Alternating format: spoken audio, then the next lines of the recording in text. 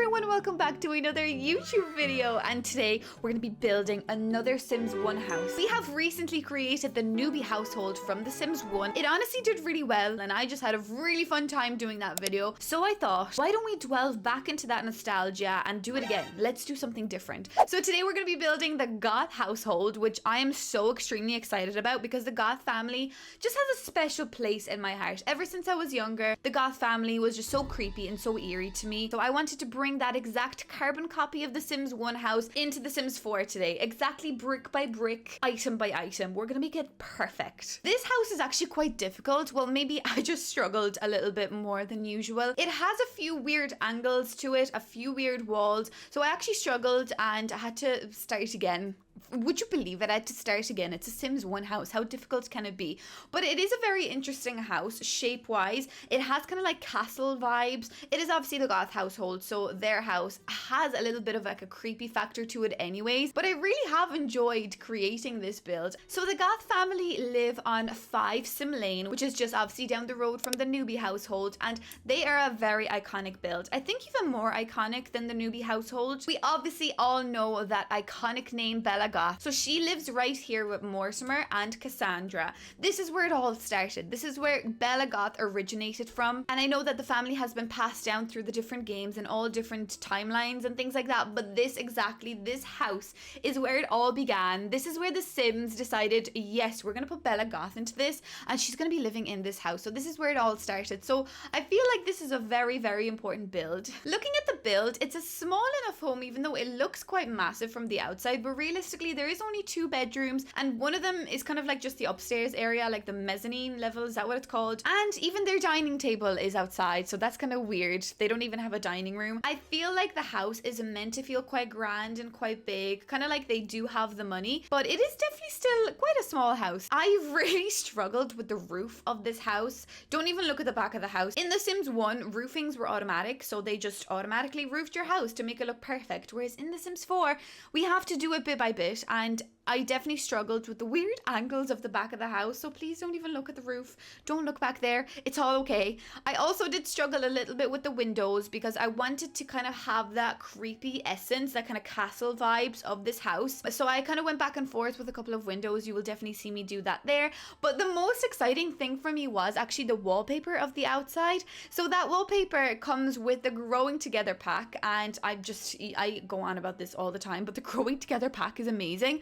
And this wallpaper is literally exactly like the Goth household from The Sims 1. It's literally just perfect. I was actually a little bit shocked about how amazing it looks from the outside, and I think that brought the illusion together and it really worked as soon as I put that wallpaper on. There are a few very kind of weird / creepy bits of this house. One of them being the fact that Mortimer and Bella in their bedroom downstairs, they don't have a door to the bedroom. They have an arch. And I mean, you know, we can all do whatever we like in our homes, but imagine not having a door to your bedroom and just having an arch. I thought that was very creepy and kind of strange because you're walking into their house, into the sitting area, like the living area, and you literally just look to the right and you can see their bed. Like straight off, you can see their bed.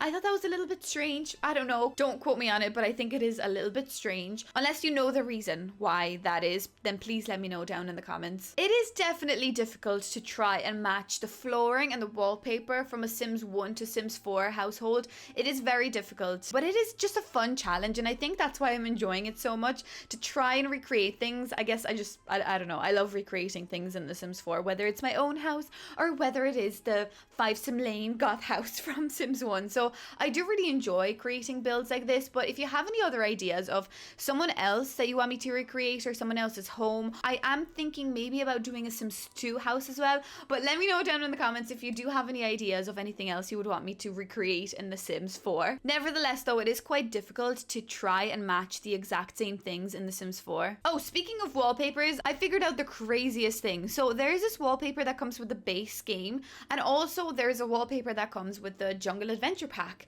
I figured out that it's the exact same wallpaper, but you can't see them next to each other. It's only when you search for one. I was so confused. I was trying to get this kind of like plaster wall effect, and I figured out there is the exact same thing in base game as there is in Jungle Adventure, and that is kind of weird. Like, how many things are we missing like that? It just got me thinking. But yeah, there is a duplicate wallpaper in The Sims, and I just thought you should know, so I wanted to let you know with this part of the video. I don't know what the purpose of that was, but it is a little strange. Let me know if you found that in your game as well. The Goth house is obviously quite a dark, dreary house. It definitely has a few dark aspects, like even the floors and stuff, and like the sitting room seems quite dark, but it does seem quite elegant. So the Goth family obviously had a bit of money behind them, so I did want to show that obviously as much with this recreation. I just wanted to show that money, but all of the items I've used seem to be quite cheap looking, so you can't really feel that money aspect in this game, in The Sims 4. But definitely if you were to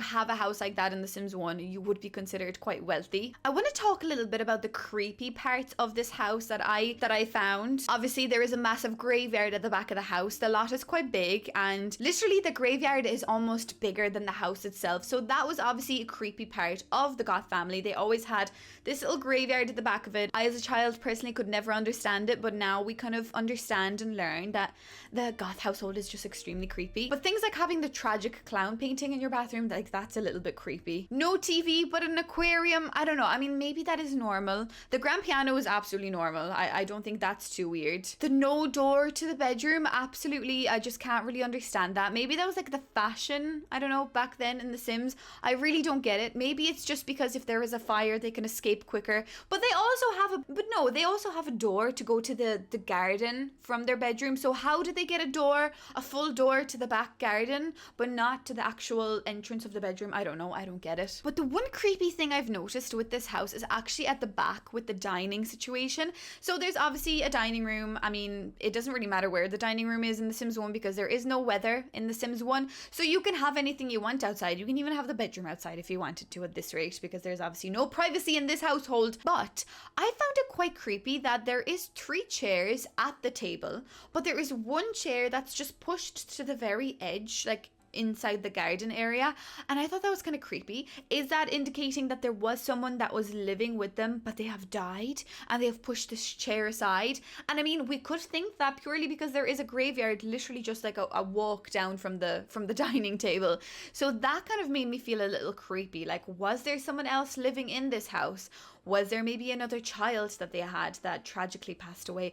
I don't know. If you know anything about this, please let me know. Maybe I'm just looking into it too much, as I usually do with a lot of things in The Sims 4. This is quite dramatic. But I don't know. It just got me thinking, because it is the Goth family. We are allowed to have these weird conspiracies and speculations. So please let me know down in the comments if you do think that is kind of creepy as well, just like I do. Now we're working on the back of the house. I actually also struggled with this part the most because I wanted it to be like square by square, like bit by bit the exact same. So I struggled a little bit. So you can see me back and forth working here with those hedges. But honestly, there are just so many graves in this house. So I wanted them to be perfectly positioned where they should be. But again, it just got me thinking. I never really looked into it too much. I want to know who died. Who is that chair belonging to? Why did they take the door? Is that how someone died? I don't know. I just have so many questions, but there is so much theories and so much, I guess, storyline with this house, and that's why this Goth household is again and always going to be one of my favorite homes in The Sims 1, and I guess in the Sims franchise. It just holds so much nostalgia and so many memories, but also so many stories and just so much content with this house, which I absolutely love. And I hope I opened your world to the Goth family with this video. The Sims 1 as a game was creepy anyways, but this house, like, you just need to experience this. Like, look how big the back garden is comparing to the house. Like, I mean, fair play to them for having such a big plot of land. Like, again, that shows money. I don't know where they got all this money, but clearly they're killing someone for money here. Well guys, so that is a finished look of my Goth family recreation from The Sims 1 to The Sims 4. I really had so much fun doing a video like this, and similarly to the previous one that I did with the newbie household, it just brings me back. It just dives into all this nostalgia that I have because I've been playing the game for so long, and I would love to get ye guys involved in that too, even though it is so hard to play the old games now. I want you guys involved in the storyline and seeing what it was like before. So that's why I am making those videos for you, but also for me and my nostalgia and the child that I still am. Please let me know down in the comments if you have enjoyed this video, if you think I did a good job recreating this house, and if you have any other ideas of what you would like me to recreate, please let me know down below. And as per usual, if you have enjoyed my content, please don't forget to subscribe because it does really make my day. And yeah, I shall see you in the next video. Thanks so much for watching. Bye!